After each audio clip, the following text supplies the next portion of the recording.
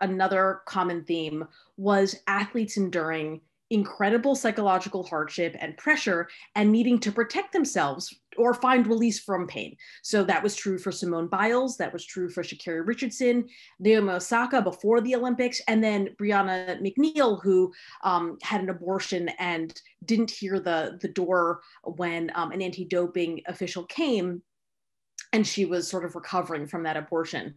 Do you see, is there a pressure that we need to understand here on Black women that is truly unique? A pressure to be a superwoman or the strong Black woman?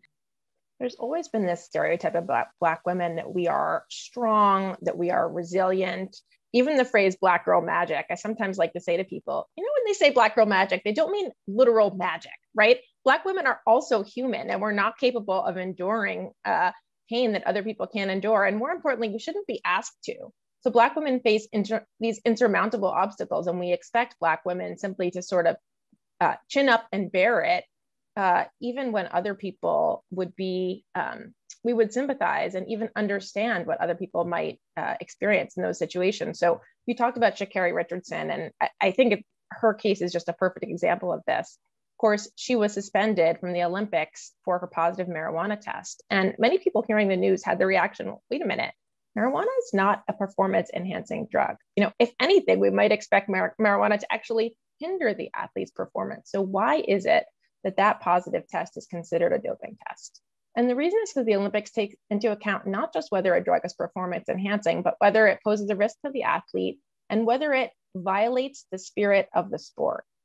And that phrase, violates the spirit of the sport, just captures so much of these subjective expectations that we have for athletes. Whose spirit and whose sport is this? And it certainly violates Sha'Carri Richardson's spirit that she was banned for the Olympics for smoking marijuana in Oregon, where it was legal, and after she learned in a quite jarring way about the death of her biological mother. So there's a way in which Black women are seen as outsiders, as not owners of the sport. They're not the spirit that we're concerned of. It's someone else's spirit that's at issue. And when our spirits crack, when Sha'Carri Richardson's spirits crack, we're unforgiving.